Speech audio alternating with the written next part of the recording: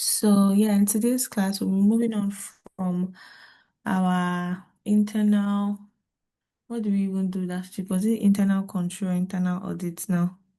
I think it was internal audit and outsourcing. So we're starting with audit planning and risk assessments today.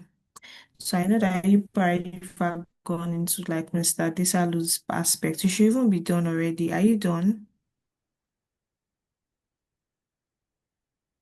Chema, I can see you're unmuted. Are you done with Mr. Desalu's part of the course? No. Okay. Yeah. Anyway, okay. So no problem. So let's just move on. So audit planning and risk assessment. So typically, this is not hard at all. There are two parts of this chapter. Not really two parts. There are different parts, but a big subheading is the audit risks, audit planning, like how to plan an audit, and then the other aspect is risk assessments while you're carrying out an audit work. Okay. So when you hear a plan, when somebody tells you that they have a plan, what does a plan mean? Is an outlined set of activities that are intended to be done in order to carry out an objective, right? So the same way, an audit plan is a document that contains the outlined set of activities that are to be done to carry out the objective of the audit efficiently and effectively. Okay, so that's the same way what a plan is, just put audit in front of it. Okay, now moving on, we have the content of our audit plan. So there are three W's that every audit plan is supposed to answer.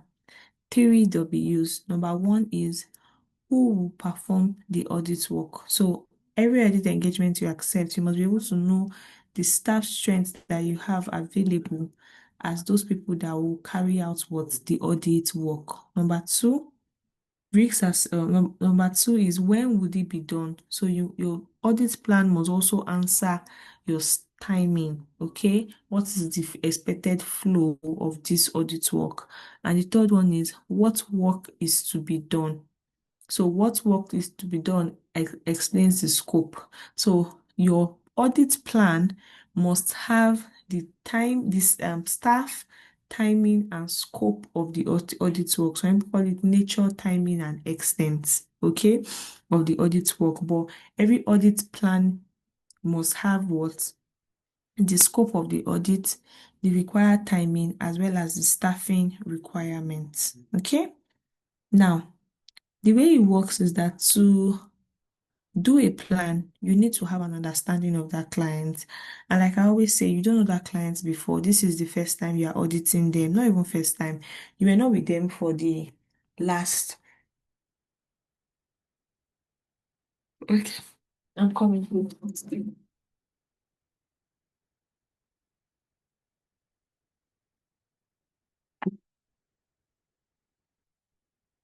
We're not with them for the last 365 working days, right? Or no, over 365 days before they did that audit. So it's only appropriate that you go and have an in-depth knowledge and understanding of that client. So how do you do this? You're supposed to have an understanding of the entity you're auditing and the environment in which the entity operates. You know, in some industries, 50% profitability is like a lot. In some other industries, that is you not making a lot of money. So it's important that when you are doing your planning, you understand the entity that you are auditing as well as the environment in which the entity operates in. Now, we said the auditor needs this knowledge and understanding in order to assess the risks attached to the audit. So what is audit risks? Audit risks is basically a feature in the audit planning that would help the auditor determine the amount of audit work he needs to carry out and the areas in which he needs to focus on. So is when he knows the entity and knows about the entity and the environment in which the entity operates that will help him to carry out his risk assessment and now know that, okay, what is the required level of work that I need to put in to be able to achieve this audit and which areas do I need to focus on? And that's what they call some audits risk-based audits because they are audits that focus on the high risky area of that client. Now we have that the planning process is essential to all audits, both internal and external, and it is really important for other assurance engagement, such as review. They're always trying to tell you that you cannot just start an audit without planning the audits. So we're going to be looking at what it means for you to understand your entity, what it means for you to understand the environment of your entity. But there's a definition that I want to open you guys to, and it is called professional skepticism. Is there anybody that knows the meaning of professional skepticism before now? What does professional skepticism mean?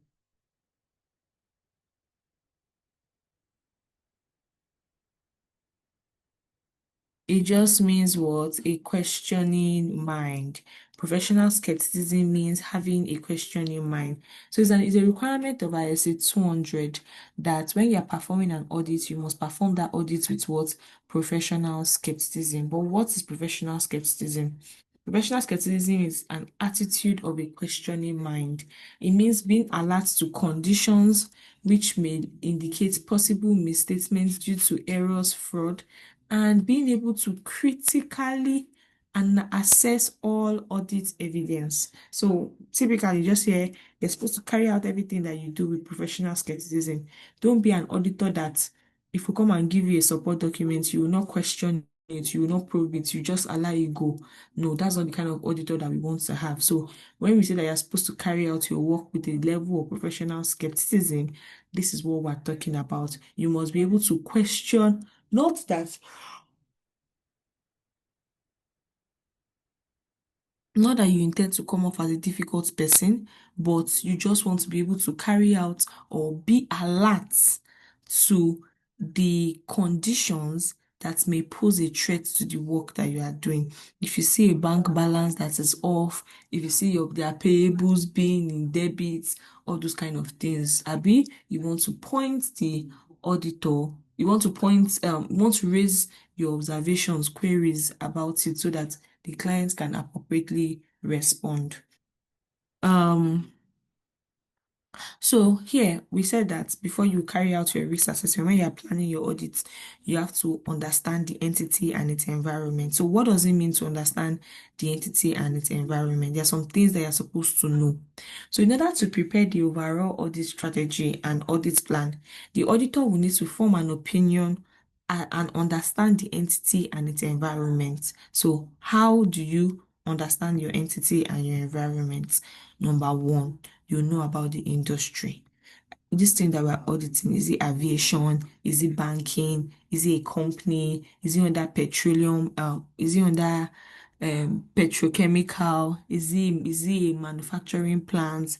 You want to know about the industry, and that is very, very important. You even want to know things like industry average, things that are peculiar to the industry. If there is a segregated law that the industry, that the entity uses, that the industry uses, like if it's banking, they use Bofia. So apart from Kama, you also need to apply Bofia. If it's an insurance company, they have the Insurance Act of 2003. So that's why knowing the industry is very important. Then number two, understand the nature and competence of its management. So you want to know the strength of the management team of the entity that you are working for. How do you get this? Collect the profiles of all their directors, okay? Next up, you want to understand the entity's internal control system. Very, very important. This one is even, it tells you to a large extent whether you can rely on the work that has come from that entity, based on the level of strength that their internal control has. Then we have, you want to understand or collect information about its current financial performance. You want to be able to get reporting requirements, deadlines. If it is not a PLC, that means they can file their annual reports in like June. But if it's a PLC, they need to file it before March 30th, right? So all those kind of things. What are the reporting requirements? Then are there any recent developments as it relates to that industry? Like now, everybody that is in taxation now, next year, yeah, these people are about to become hot cakes, or everybody that is in HR, because of this new payee and everything like that. So it depends on how you can use it to your advantage, right? So if there's any recent development that affects your client's entity, you want to be sure that you know it. So also we have that a requirement of ISA 315, which talk about identifying and assessing risks, says that the auditor's objective is to assess the risks, whether due to fraud or like to assess the risks of misstatements. These misstatements again, it can be because there's a fraud or error or because of issues related to internal control. So it's when you do this risk assessment process that you will now know the kind of audit procedure that you will take. You guys have done audit approach now. I'm not sure audit approach is here, but maybe audit tests. Yeah. So we said the risk assessment then provides a system for designing your responses to all these risks and the procedures that you should take. So, for example, the author should look out for factors that could be significant where attention should be placed. Like now, you are auditing a client and you know that they suffered recession and the rising commodity price have then forced the company to also increase their price. Um, and then the auditor is now like, there's a poor track record in collecting receivables. So just basically just trying to say that knowing the industry may allow you to be able to pick out a debt, a problem that your client is having that they may not even be focusing on. So let's say normally in the industry, most people have like shorter turnover in terms of their trade receivable, and then you're like, oh, your trade receivable period is too long. This is going to affect your doubtful debt, bad debt, and things like that. So they need to put in place other mechanisms to help them. So yeah, there's a difference between risks and uncertainty. Risk is a probability that that it can come off better off or worse off. Uncertainty means that the result is not even known at all. So, but that's just by the way. So what we have said here is that the auditor is required to identify the risks, and this risk that is identifying is on two levels, either on the SOFP level or on the assertion level. So you guys will also do audit evidence, so they will have mentioned this to you. You can listen to the recording on audit evidence to get this. So we're just going to move on to so if it is so the financial statement levels refers to risks which are pervasive to the financial statement as a whole. For example, if management had tendency to override control, this could affect the entire accounting system. But for assertion levels, they're the ones that are specific to financial statements, like things that are related to your POL, misstatement of and like a error, all those error of omission, error of commission, you did not record something at all. So now what's the auditor required to do? Is required to assess the risks and identify significant areas. Then he will now set materiality level. What is materiality? An item is considered material when its omission or misstatement could affect the opinion of a user that wants to use that information to make financial decision. That's what I'm underlining here.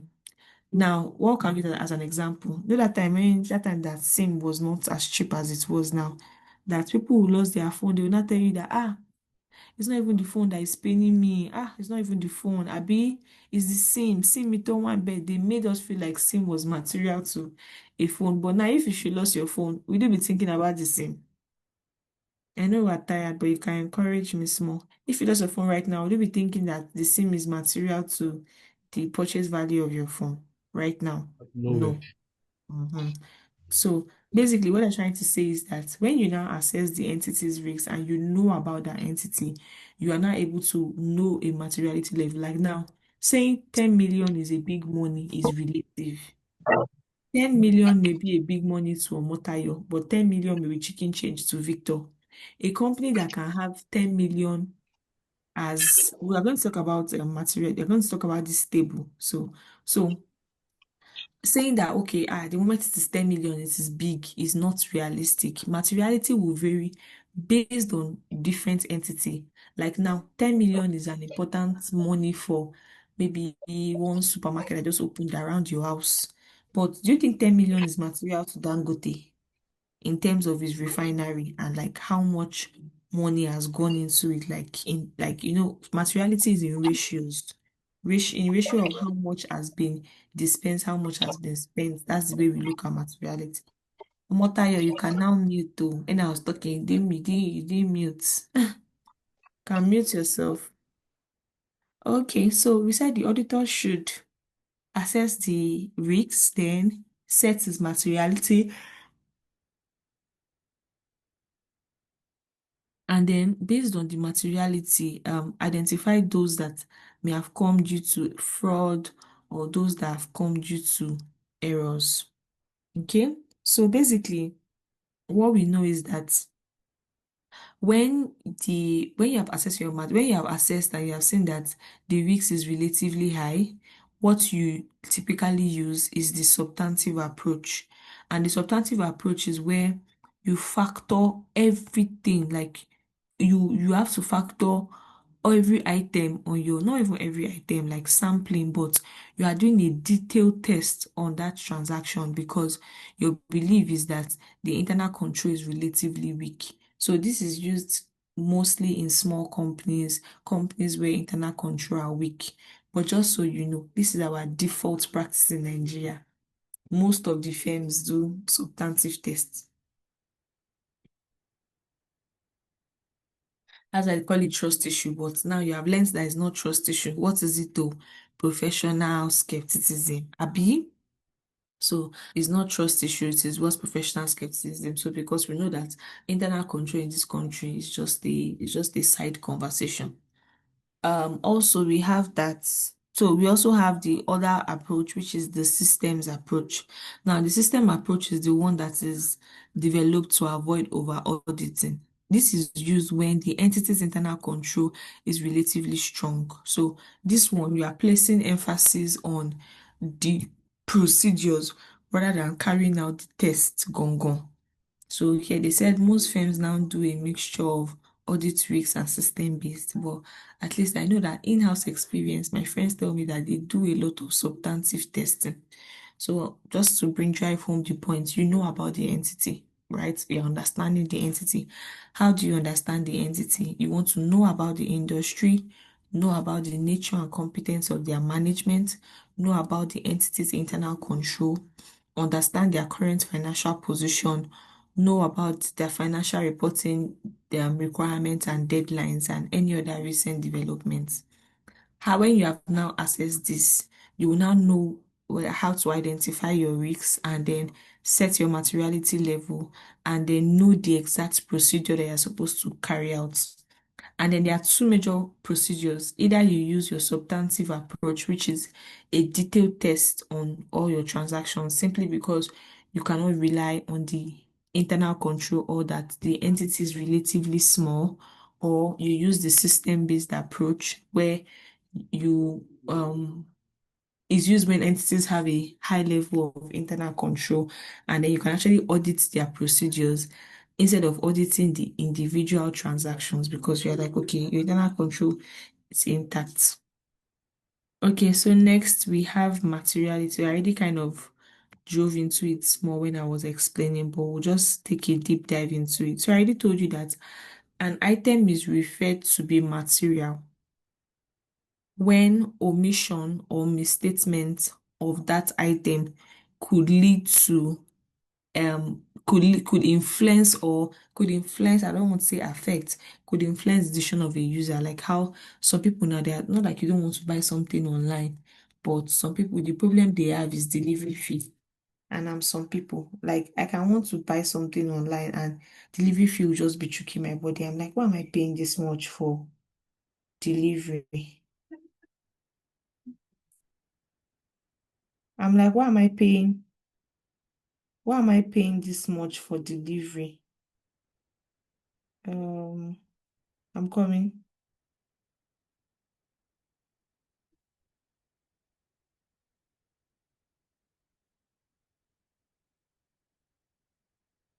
Um,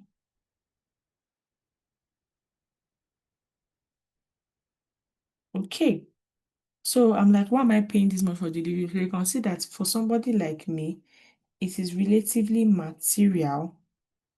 It is relatively material to the cost of whatever I'm purchasing. So basically, materiality is a concept that we use in like accounting and auditing, where we say, okay, um what exactly is like if you are aware of would change your opinion about something, and then we understand that okay, if this thing will change your opinion, if this thing will change your decision, then it is relatively material.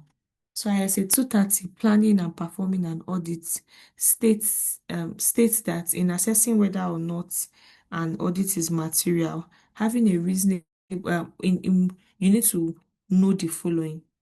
Number one, you need to have knowledge of the entity. I told you. You need to have knowledge of the entity and you're willing to study it. Number two, understand their financial statements. Number three, recognize uncertainties that are in certain amounts in the financial statements. Make reasonable economic decision based on the information you have. Now, we have that ISA 320. Don't worry, nobody will ask you ISA. Let me just give you the gist. You're an AAF student. You see the first five or first five or first six chapters. That's where you should sit down. Sometimes they will sit down just that chapter two, chapter three. They've brought out a lot of questions. And they also bring out questions in this your substantive testing area. But no worry, nobody will be asking you, I say this, I say that in your exam. Okay?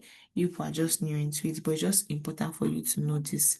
So you're basically trying to say that when you want to apply the concept of materiality, you or they will ask you that at what point requires the auditor to apply materiality to when he's performing the audit and when he's evaluating from his statement. So it's like, okay, I saw this thing had an error. If this thing is 5,000 and I've said that my materiality threshold is 7,000, that means that what 5,000, 7,000 is not material enough. I'm going to let it go, right? So although there's a way we treat materiality, it is either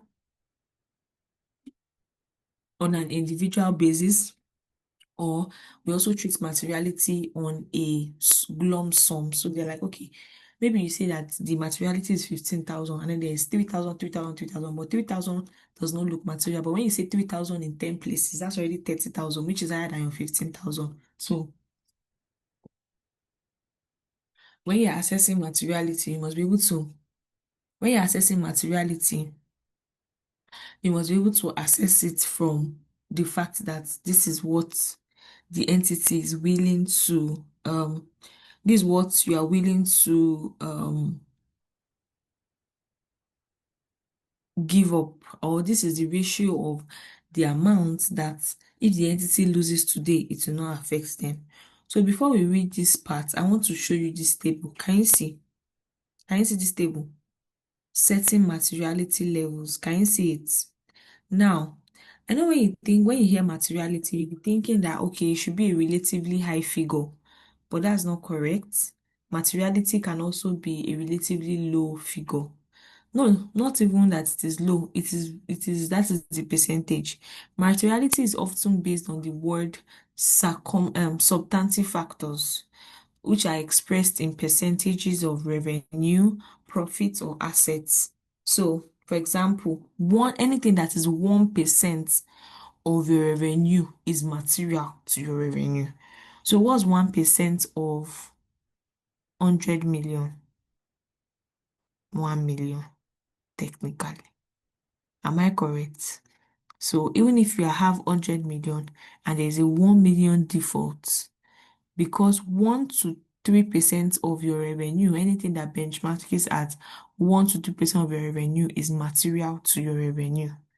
And you cannot let it, like you must look for all the necessary level of support documents to be able to ascertain what has happened with that transaction. So any figure that is up to 3 to 7% of your profit before tax is material. Any figure that is 1 to 3% of your revenue is material. Any figure that is 3 to 5% of your equity, that is net of assets, which is assets minus your um current liabilities, right? So that is what Any figure that is 1 to 2% of your total assets is also material. Now, we said at the planning stage, risk and materiality are two factors which determines the auditor's answer to the question, what audit work is to be done. ISA 230 contains the following requirements. So in the planning stage, you must be able to define the materiality as a whole to know the threshold that it needs to set. So they must be also be set at this stage. This is called performance materiality. Performance materiality is basically recognizes the fact that if all area of the audit are carried out to test omissions, that the objective will be achieved. But if individual errors are added together, the overall materiality could in fact be breached. Performance materiality is a way of taking into account that there will be lower figures than your overall materiality. There may be one or more performance materiality as the level could vary area by area. As the audit progresses, the auditor must revise materiality as it becomes aware of some information that you will not know. When you start doing the work, you say, oh yeah, oh yeah. If he becomes aware of the information, which would have caused him to have initially set different levels, he must be able to reset the materiality. So that like sometimes maybe this ratio now we give you 1 to 3%. You may come and put your own at 3%. Then later you now realize that this company is having revenue issue. You will set it to something even lower because as more and more information is being made known to you, you must be able to test or readjust your materiality. A few things for you to note here is what we call a materiality threshold, and that is the mark that is being set as your major point in materiality. So this performance materiality was what I was trying to say, that when you are doing your materiality, 3,000 may not be material individually, but 3,000 in 10 places, which is 30,000, may exceed your materiality threshold of 15,000. So if you have 3,000 in 15 places, you must still either you raise up your materiality figure or further check all those transactions that are 3,000 so that you can reduce the level of risk that is in them so that they can still be under your materiality threshold. Funny how they don't even really, I think I've seen this setting materiality level once, but most of the time what they will ask you is define material. What does it mean for an item to be material? And I've already highlighted it here. Somebody can read it for us just so we are sure. Yeah. Information is material. Is it information materiality? No, see it here now. Here, information is material. Can you see? I highlighted it in black. Can you see it?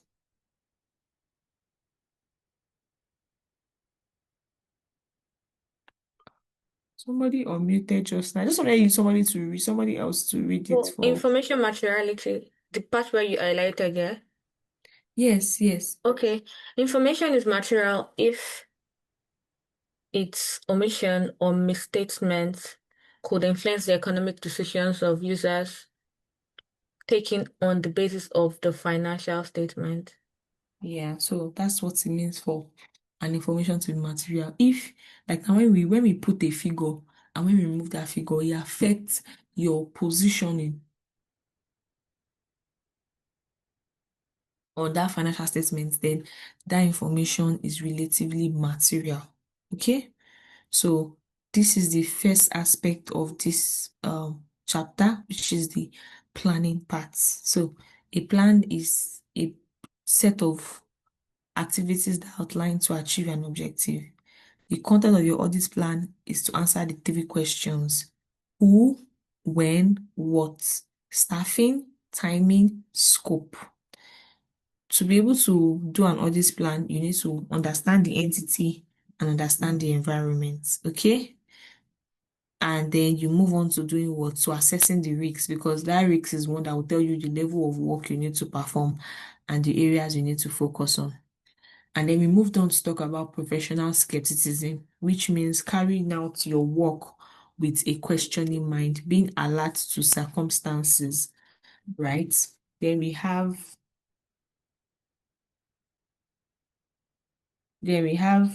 what when we say that you are trying to understand your entity, what do we mean? It means that we're trying to understand the entity, we're trying to understand the industry in which you operate in, the nature and the competence of your management, the entity's internal control, their current financial position, requirements, their reporting requirements, as much as well as any other recent development. Oh my God. Okay. Okay. Um, so then we now moved on to talk about risks. We'll just talk about it. There are two levels, financial statement level and assertion level. Nobody will ask you that for now. And then we'll talk about the two approaches where there is relatively a low level of control. You use your substantive test, and where you are sure that the internal control is relatively high, that means it's intact.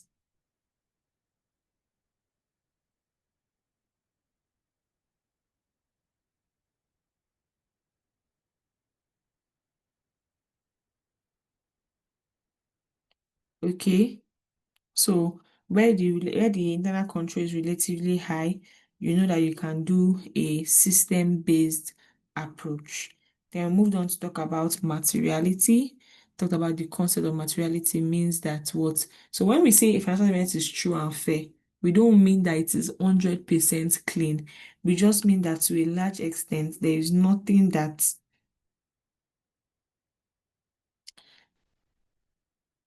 there is to a large extent, there is nothing that there's nothing like there's a 95% correctness and then there's a 5% error margin for the things that we do. Okay. Um so mo move on to talk about what does it mean when you are planning your materiality? You must know about the entity, know about their financial statements, recognize uncertainties, and you must be able to make reasonable financial decision about that entity. You talk about your materiality setting. Profit before tax, 3 to 7%, revenue, 1 to 3%, equity, 3 to 5%, total assets, 1 to 2%. So that's the first aspect of this chapter. Now I here to talk about the second aspect. Very, very simple. If you get it, you get it. Okay? So I know that you must have had very long days. I had a very long day too. I had to analyze one data that was like almost 1,000 rows today. Mm, it is well. People that want to be accountants, you're probably already accountants, so this is our profession. So we need a way out. You guys, we can't continue like this. Eh? Toyi, are you talking to me? Toyi is not talking to me. Sorry, my I was not. Okay. And Chioma, we need a way out. What do you guys think? Chidima, what do you think? This is our profession. Is this how we want to continue? A way out of where? Yeah, I don't even know where we are going to. I know, like, you know what scares me when I see like people that like, I've been doing this for 25 years. I'm always like, God, this cannot be your will for And you see people that like, it's not like some people say things get better, but you're seeing your posts that have done like how many years, them too, they are confused about the posting. You're like, oh my God. Well, yeah, quite funny. Funny, funny, funny. Yeah, is it funny? It's not funny, but we laugh. With the So way yeah, you're I'll saying just it be. is funny. You know what I'm saying? Yeah, it's because if I don't laugh, I'll cry. So So it's better you laugh. I'll be right. So this audit risk is very simple. Now, what is an audit risk? An audit risk is the risk that you would reach an inappropriate opinion, right? Concerning an audit. So that is an audit risk. Is a risk that is a chance that the auditor will reach an inappropriate opinion under the audit. Okay, so like I said, every work that we do in accounting, it comes under a 95% probability of correctedness. So you know hypothesis now and how you have 5% like different ratios. So in accounting, our tolerable hypothesis like is around 95%. Okay. Now, this audit risks, it stems from three different risks. This audit risk stems from what? Three different risks. So audit risks that you will give an inappropriate opinion, right? You know, we did I don't know if we did sampling risks, if maybe it's here or AAA. Sampling risks is the risk that you reach an inappropriate opinion simply because of your sample size. You didn't subject a lot of things to test. That one is a definition that you would have seen in your when you were doing audit test. Audit risks is that you reach an inappropriate opinion generally about the audits. So now I said that they stem from three things: the inherent risks, the control risks, and the detection risks. Inherent risk is the risk that, so please pay attention. If you just know this multiplication table, you have already know audit risks for life. And I'm telling you, if you know this multiplication, now, I've said audit risk is the risk that the auditor will reach an inappropriate conclusion, but there are three things that causes it: the inherent risks, control risks, or the detection risks. Okay? The inherent risks, control risks, or the detection risks. Inherent risks is the risk that you will reach an inappropriate conclusion simply because is built to the susceptibility of account balances, either individually or when aggregated, to be wrong simply because no related internal control exists. So inherent risk is the risk that you're just doing your business, normally you just have an accountant, you're just recording your transactions, or you're just living life based on vibe. So if the editor picks up that record based on you are just doing your things, there's no related internal control, right? The susceptibility of your account balances to be wrong is called inherent risks. And that thing that we call inherent risks is like risks that you cannot separate out of the business. It comes with the business. Like now, if you are doing any business that relates to foreign exchange, import, export, there's a high tendency that you will suffer like foreign exchange gain and loss issues on your FS. Okay, so that is an inherent risk. The second type of risk that contributes to your audit risk is your control risk. Now, control risk is the susceptibility of your accounts balances, either individually or when aggregated. So this one just means that it is the tendency for your account balance. Account balance is like your sales figure, right? Either individually, that means are we talking about only sales, or when aggregated, that means all the items in the FS. Do you get? To be wrong, supposing that there is internal control, but as at the time you want to audit, internal control would not have presented, detected, corrected in a timely basis the errors that have happened in the FS. So for inherent risks, susceptibility of account balances being wrong because there's what? No related internal control. Control risks, susceptibility of your account balances being wrong because the internal control, but at the time you want to carry out your audit, right? They will not have presented and detected those errors and be able to correct it. Then we have detection risks. Detection risks is the risk that Detection risk is the risk that all the procedures that the auditor will perform just to bring the risk to an acceptable level would fall to would not be like it will not be fruitful simply because the entity sometimes has like intentionally concealed some truths that may not be available for the auditor to see. So detection risk is the risk that all the auditor's substantive procedures will not help him to detect a material misstatement that already exists in the financial statements. And why is that? He's not there. He wasn't. And the way accounting is, it's two leg. If you post a transaction and you post it into two leg and it closes out, nobody may know what you have done. Nobody know that you have cooked beans. Abi? So that's it. So this audit risk is the risk that auditor Aziz will give an inappropriate opinion. Why would they give an audit inappropriate opinion? There are three things. Either there's inherent risk, the entity does not have internal control. As they did the records, they carry it and gave in, right? Number two, control risk. They have internal control, but the internal control person is watching BBN. So they will not present the errors at the time before the audit is being done. Then the third one is detection risks. This is what they call detection risks, the auditor risks, because this is the risk that directly affects the auditor, or that the auditor is directly responsible for.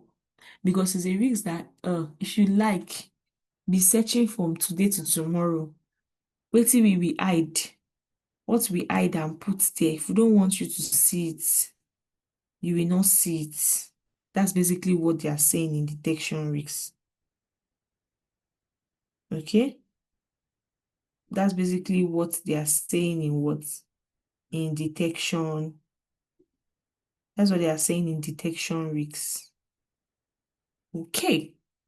Now, you already know that AR is equals to IR So most times people will do AR equals to IR times CR times DR, because DR is separate, because DR is the one that's associated with the auditor, and inherent and control risks are not directly what he is responsible for. You understand? So I want to ask, so in preparing an audit plan, the auditor will have to do what? Set an overall level of risks, which he judges to be acceptable, assess the level of inherent and control risks, then adjust the level of detection risks to achieve the overall audit risks. So there's something I want to start doing. They will tell you that when your inherent risk is high, what will happen to your control risks?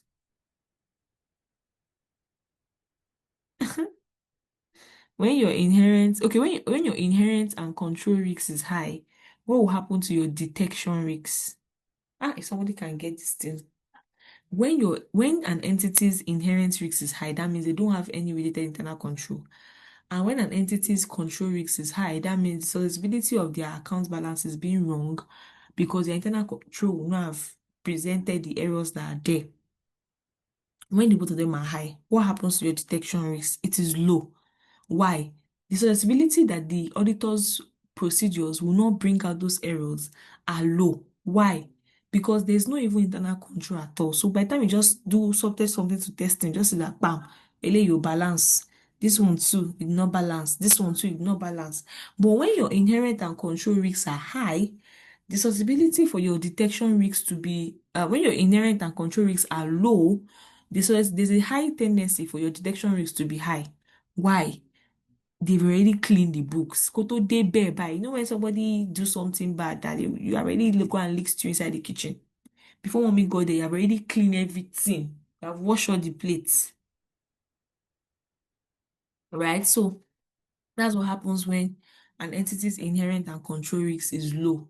Obviously, it pushes the risk to the auditor, because his detection risk is now higher. He needs to test and test and test and test again before he can see some errors, because the control risk has most likely covered those level of risks.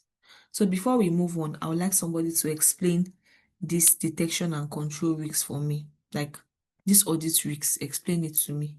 I'm a 5 years old, or I'm a 6 years old. Explain it to me. Explain what you understand.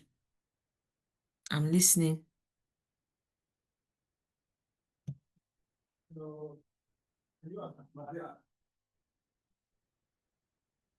Oh yeah, now you people, it is 9 p.m. See, left to me, this is not a recommended teaching time, but we have to do what we gotta do, right? So let's make this quick for everybody, so that short and sharp 1 hour we're out. Oh yeah, I just want to confirm that I've not been speaking to myself. Let me call somebody that I've not heard. Is there anybody that is still on transit? Hmm. this is what I don't used to like. Oh. I don't like it when I'm teaching people and they are replying me with silence. Hello, hello. Mm, okay, nobody wants to talk. Okay, no problem. We'll meet in the exam hall. So I just basically wanted somebody to explain the audit risk model, what they understood. Don't forget, is the rich, okay, one person is in the chat. But Toib, can you explain audit risks to somebody unhelped? Audit risks and the three elements, inherent, control, and detection. Do you know the meaning? Chioma, Chidima, Aziz, Oyinda, Omotayo, Emanuela, Sorry, Victor. please, can you explain that inherent risk again? But when I was asking now, you didn't answer me. But I will explain it again. I was not on the call. I was here, but I was not on the call. Sorry about that. Okay. So inherent risks is so let me explain. When they say susceptibility, it's just big English, it's tendency. Susceptibility means tendency. It is the tendency for an assertion that claims that are made by management on a financial statement. Everything in your financial statement is an assertion up until you audit it. Okay, so I'm trying to break down definition. About a class of transaction, that means one item in your FS or account balance or disclosure in your notes to the account to be wrong, either individually, that means either one item or all the items together, simply because there is no related internal control before the consideration of any related internal control. So when an entity does not have internal control, that poses a threat to their postings. There's no second layer of checks that is being done. So because there's no internal control, your inherent risk already Can is hear you present. again, no? Can somebody cover that they can hear me? Yes, I I heard can you. hear you now, but like the line went off. Like I couldn't hear you again for Did the some line minutes. go off? But it's not even like my network will have notified me. Like I stopped hearing you for like a minute, but I can hear you Yeah, now. so it's just the risks of having a wrong finance. Let me explain this in layman terms. It's the risk of having a wrong financial statement simply because you don't have internal control. It's the person that sell their records, it's the person that record that put aside the accounting software. Is that person that is still doing the full account of that entity. That is inherent risks. Okay? Yeah. So please, it's very short. It's something that you can know by yourself. Okay? When you read it, so which of the risks is directly associated with your auditor? Somebody should just give me this answer so I can continue. Audit Which risk. of the risks? Right. Eh? Eh? Eh? Eh? Eh? Detection risk. Is that correct? Yes. Yes, that's correct. I hear somebody say something. Oh, this one is not good to be teaching people around 9:30. What did somebody say? Let me not laugh because if I laugh now, they'll say they'll not answer my question again. Okay. Might as well continue. So, who can define difference between a fraud and an error? Sorry, I like to ask students questions a lot because all these things are some things that you know. What's the difference between fraud and error? Okay, Crime. fraud might be intentional, while error Mhm. is oversight. Yeah. Thank you. So, difference between fraud and error is, that Indomie advert that they say is the secret ingredient. Abi? Indomie, the secret ingredient. So, if you will not know this thing until you have gone to buy Indomie for Mesuya before, you will not be asking Mesuya, wetin you cook? Wetin be this? Indomie is giving sadness, or like anybody here that had to eat Dangote Indomie. You will know that Dangote actually used cement and to make Indomie for us. We're just suffering. I don't even know why. I think there was a time in my house that we had this large supply of it. That's when we started learning how to fry Indomie. because that was the only way we could even process it. And we started putting normal Maggi and salt, not the not the ingredients that came with it. So basically, Indomie and other brands will always stand out because there's a secret ingredient that Indomie has that they don't have. So similarly, the only way you can differentiate between a error and a fraud is by understanding the intent of crime. So what are the examples of fraud? Falsification of records, deliberate incorrect application, deliberate misappropriation of assets. While examples of errors are unintentional misapplication of accounting policies, oversight, unintentional clerical mistake, or unintentional misinterpretation of facts. So fraud are examples of error. Just put unintentional and intentional in front. Okay? Now, why are we talking about this? Is because of how does it concern the auditor? Okay? You have done NOCLA. NOCLA says non-compliance with laws and regulation. According to NOCLA, if you are auditing a client and you have realized that they are intentionally doing things that are fraudulent, terrorism, funding terrorism, human trafficking, money trafficking, treason, you are supposed to go and report that client by yourself. You do not used to wait. Confidentiality does not reach that side. But yeah. Where there's fraudulent, what are the examples of fraudulent financial reports? They said forging, these are like exam questions, like examples. So forging or altering of accounting records, misrepresenting or intentionally omitting events or transaction from the financial statements, intentionally misapplying accounting policies to the examples of fraudulent financial reporting. Now, what are the fraudulent financial reporting? Like fraudulent financial reporting often involves management overrides of controls because there are some things that lower level staff cannot pull off. Intentionally misapplying accounting policy. Your finance manager must be the one that is doing this. So when you see serious fraud, there's always management involved. Okay? To a large extent, because if it's a junior staff that is doing it, by the time it gets to like senior management, they should have been able to point out that, oh, the way we are doing this thing is wrong or something like that. So when we say there's misappropriation of assets, what do we mean? They're embezzling receipts, they're diverting, they'll buy assets in the company's name and then they will go and use it in their personal use, physically stealing of the assets or intellectual property, causing an entity to pay for goods or services that are not received. You just create a fictitious supplier and pay. Then using an entity's assets for personal use. You have a car, it's on your PPE, but it's not you the driver. The car is not doing anything in your entity. That is misappropriation of assets. So this is where you can be asked an exam question. Where there is a risk of material misstatement that comes from fraud, what should you do? Number one, you make inquiries.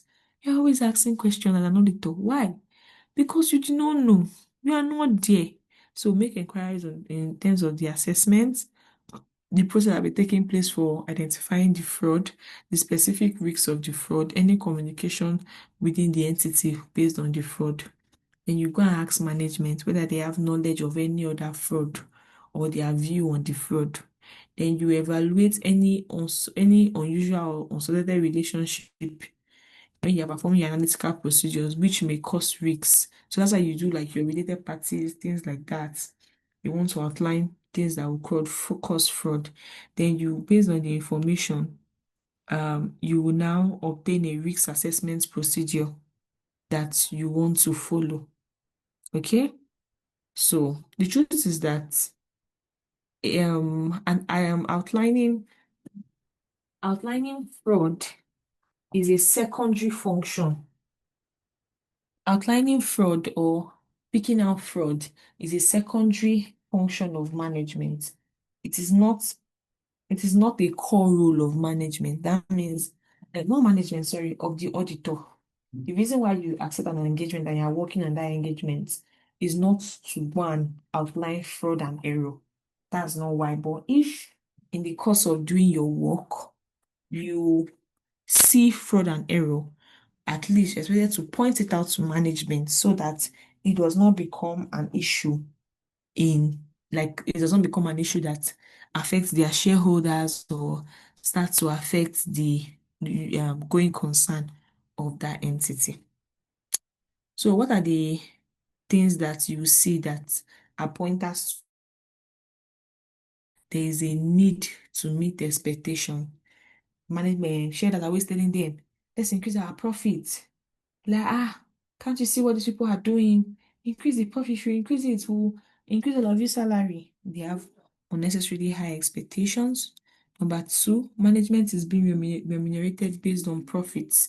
When you do PM, performance management, you talk about this, that is a two-way curve. When you talk about um remunerating management based on performance. And that's because sometimes it can go south. People can just go and color the book simply because they know that if they should bring more money, you're going to give them more money, right? Then an entity's profitability is on being threatened, maybe due to competition, all of that. Then the nature of the industry or the entity's operation just like is complex. So the moment an entity has very complex transactions, you will know that fraud can be going on here. Then low morale amongst the staff, poor communication among them, personal pressure on staff to like misappropriate assets, opportunities to misappropriate assets. We are saying, maybe in an example, we are saying that they used to give employee advance of 10 million. An employee can have 10 million for the company that he just held in his hand. Like, why? Then personal pressure on staff to misappropriate assets. Like now, people used to have financial problem, and then the company will be loaning money, all of that. You are seeing a lot of high employee advances and all of that. Maybe employee advances that are done by management, things like that. Then poor internal control over assets. Like when you see an entity that does not have segregation of duty, one person is the one starting a work and is the one finishing the work by himself. There's no check and balance at all. That's really, really bad. So this one is just like pointers of like fraud risks. Having identified the risks of material misstatement due to fraud and error, the auditor needs to perform further audit procedure. If an external auditor discovers fraud, it must report it to an appropriate level of management as soon as it is practicable. It must also consider whether there's any statutory duty to report to auditors, and where do you have a statutory to report to authorities, and where do you have a statutory duty to report to authorities when it is NOCLAR like NOCLAR. That's non-compliance with laws and regulation. The moment your client's fraud is leading to like um, threatening the life of the general public, then yes, you're supposed to go and report them. And I already mentioned the examples of all those things when I was talking earlier. So yeah, that's it about fraud and error. It's very simple. If it is an error, solve it in now. So if it is a fraud, check whether it affects general. If it affects general public, go and report them. But if it does not affect general public, you know the funny thing, even if you discover a fraud, do you know it's management that you sit there? It's then that you still come and say, okay, this is what you pointed out. Because to be honest, like I said, it is not your core responsibility. If you meet it along the way, then it's not bad. You see this subheading, I think this is the last subheading in this chapter. It's there, but it's very, very funny because it's something that you are supposed to know. But sometimes students will go into the exam or not knowing it, and they'll say that you did not teach them. So here is just a small aspect of this whole textbook that was given to auditing of non-profit like none of NGOs. So this is important to understand that any audit you are doing, you still have to understand the entity and understand the environment in which the entities operate. How do you do this? The objective is different because when you are doing for profit, the overall goal is profitability. But when you are auditing non-for-profit, the overall goal is what? The service that is being rendered. So you must be able to understand that. So here you're looking at more things around like value for money. So what's the audit approach? Very, very simple. The overall structure for your audits is similar to your commercial. What did I say? The overall structure for auditing your what? Not for profit is similar to the overall structure. So that is why we have, what are the audit areas? You will plan. Abi, that's the first thing. You plan the audit. When you plan the audit, what will you do? You assess your risks. When you assess your risks, what will you do? You will know about the entity's internal control. The internal control will now tell you the processes that you can take. So when you now know the processes that you can take, you are doing what? You are evaluating all the evidences that were given to you, and then you will now do what? Do your audit reports. Are you with me? So the overall approach is still the same way. So if you know your audit for normal commercial entity, that means you also know your audit for what? For commercial entity. So what do you do when you're planning your audit? You want to analyze the objective and the scope of the work, any local regulations, the environment, the content of the financial statement, any key audit areas, including their risks. Then you carry out a risk assessment where you do inherent risks based on the nature of the entity, control risks, internal control that may apply. And for small entities, one presumption is that the internal control is always weak. Why? Because we see NGOs having like cash collection things, cash payment things, because of the nature of the work that they have to do. So that is usually a control area around their cash. Then large amount of cash may be collected from the public by volunteers and all that, like double parties collecting cash. But in recent times, NGOs have also tried to like control this, but internal control is always assumed to be weak for small entities or not for profit making entities, which are like a lot of times small. Then the risk that the auditor will fail to detect any material misstatement is what? Detection risks. Then we come to internal control. So we've not done internal control now, it's like another topic. So there's the acronym for your type of internal control, which is Papa Mosas, personnel, arithmetic, what do you call this one? Personnel, arithmetic, um, authorization and approval, management, organizational segregation. So basically, you're going to check all the required level of internal control. Now, what are the exam question? What are the key areas of internal control that a not-for-profit may have that a small entity, other entities may not have? Number one, you want to seek segregation of duty.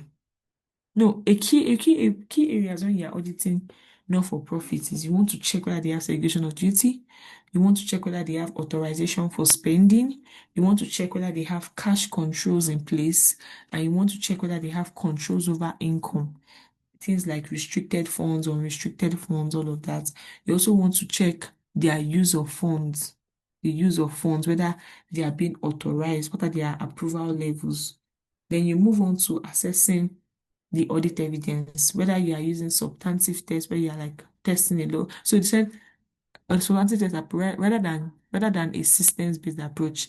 It is likely that for non-for-profit, because of the weakness in the internal control, we are expecting to see things like what? Incomplete records, misuse of funds, using analytical procedures. Analytical procedures will be used to make sense of reported figures, and there should be a review on like the final statement to see the appropriateness of their accounting policy, whether they're applying it well. So all of this just stems from the fact that there's a wild assumption that when it is a not-for-profit making entity, the level of internal control would be relatively weak.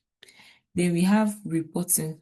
If a report on a not-for-profit organization is required by law, the standard audit reports will still be used. So it is still the same way.